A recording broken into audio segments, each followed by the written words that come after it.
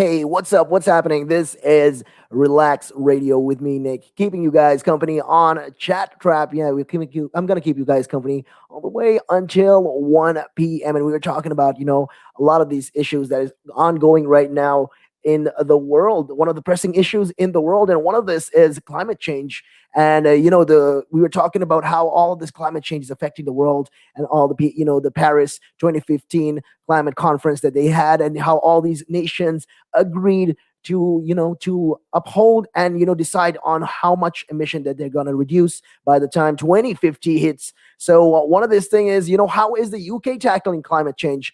Well, the UK, Britain's climate change acts contain the world's first legally binding national commitment to cut greenhouse gas emissions. So yeah, it was passed by an overwhelming majority, 463 to 3 back in 2008. So the headline target was originally an overall cut in emissions of at least 80% by the time 2050 hit, with that was relative to the 1990s. However, in 2019, this was amended with a target of achieving net zero emissions, that is essentially 100% by the time 2050 hit. So yeah, from 80%, they amended it in 2019 to 100% zero emission. That's how UK is taking it serious. That's how much serious, we're taking climate change and global warming. So that's just one of the things, the UK is doing. And the act requires the government, the UK government, to set legally binding carbon budgets. So yeah, each of this budget provides a 5-year cap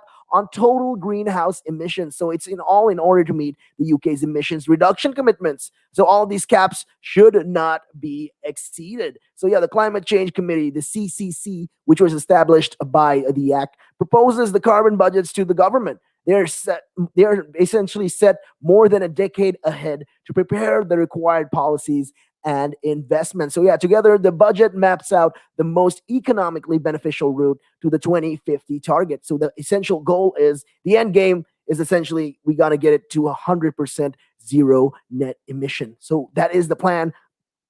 And the committee, reports annually to the parliament on the government's progress. So yeah, the government has already legislated 5 carbon budgets, running from 2008 to 2032. So yeah, the CCC recommended the level of 6 carbon budgets in 2020, which was the first to be analyzed after the passing of the net zero legislative target. But this has not yet been formally legislated by the government. So yeah, the first carbon budget, which is between 2008 to 2012. The second one, which was between 2013 to 2017, have been met, and the UK is on track to outperform the third. So essentially, that is between 2018 to 2022. However, it is not on track to meet the fourth, which is 2023 to 2027, or even the fifth. So yeah, that's just some of the things. So in order for the fourth and fifth budgets, to be met, the CCC recommends taking steps to become more energy efficient and making the switch into low carbon fossil fuels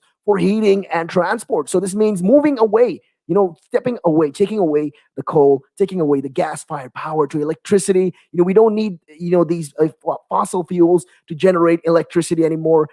Take away from these renewable nuclear power, all of these rollout technologies such as carbon captures. So the committee advised, that both be necessary to meet the UK carbon targets. So along with this action to tackle down buildings, agriculture, and all of the waste. So yeah, UK's climate action can be divided, between measures to cut carbon emissions and promote cleaner alternatives in energy supply. So this is, essentially to support energy efficiency, drive corporate reporting of carbon emissions, and support climate actions overseas. So yeah, for companies in energy-intensive sectors such as power generation, steels, chemicals, and ceramics, a major policy measure for reducing emissions is the European Union's emission trading scheme, which is the EU ETS. So after Brexit, the UK entered its own UK-only ETS, which is widely similar to the EU one and will apply to the same industry where it is mandatory. So yeah, they received permits to emit greenhouse gases, and they can trade them at the market, therefore assigning a price to carbon emission and encouraging them to lower emissions to save money. So there, UK companies outside these energy-intensive sectors and domestic consumers are covered by a range of national policies. So essentially, they all have these kind of policies that they have to follow and abide with. So yeah, the energy policies that apply all over or most of the UK include carbon pricing. So essentially, carbon pricing is penalizes emissions from burning fossil fuels. So in order to in addition to the UK ETS, the UK government introduced this carbon price support, the CPS, to top up the European carbon price. It requires UK power generators to pay a minimum carbon price known as the carbon price floor, or CPF. So yeah, the government has capped the carbon price floor at £18 per ton until 2021. So yeah, meanwhile, in the transport sector, the US, charges car drivers a fuel duty tax on the road fuel they burn, and its host, forward an end to the sale of new petrol and diesel cars and vans to the 2030. So yeah, separately, in a regulation against fossil fuels, the government has brought forward the end of coal use for power generation to 2024. That is something that the UK is doing. So the other thing that the UK, other policy, the energy policy that UK has enacted is called the low carbon energy support. So essentially, increasing renewable energy production is one of the fundamental ways that will allow the UK to meet its binding net zero target by 2050. So yeah, to drive uptakes of renewables, the government essentially focused most support on the electricity sector. So, the most cost-effective technologies are available. Progress has already been achieved in 2020. So 42% of electricity was generated from these renewables compared to 41% from the fossil fuels. That's just crazy news right there. We're depending more now on these renewables compared to fossil fuels. I hope by the time, 2050 comes along, we will cut down on our carbon emissions. So the UK, has already reached its goal of net zero. It's reaching its goal. So the low carbon sources will need to account for 100% of electricity generation, or fossil fuels must be used in conjunction with these carbon capture and storage technologies.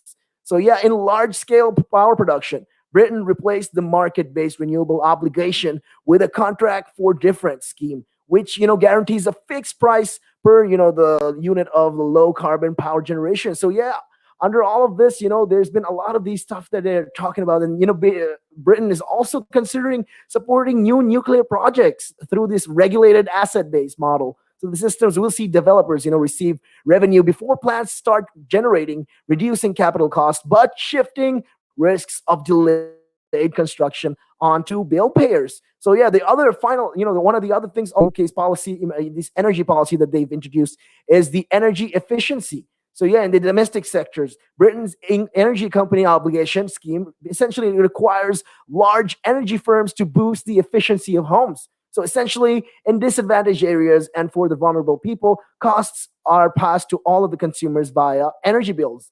So previously, only suppliers that had more than 250,000 domestic consumers were obligated to take part in the ECO. However, from April 2021, suppliers with more than 150,000 domestic customers will be obligated to take part too. So yeah, Britain is driving a rollout of these smart meters across all UK households, which will help individuals reduce their consumption of energy by increasing the customer's awareness of how much they're using and how much it costs. However, the original deadline for all homes to have a smarter meter by 2020 has been pushed back a couple of times now. It's been pushed back to 2025. So after slow progression before and during, and because of the whole coronavirus pandemic that is happening. So yeah, and the business sector, polluters pay a climate change levy per unit of energy consumed. So energy intensive users can opt out of the CCLS. So this is the climate change levy if they agree a climate change agreement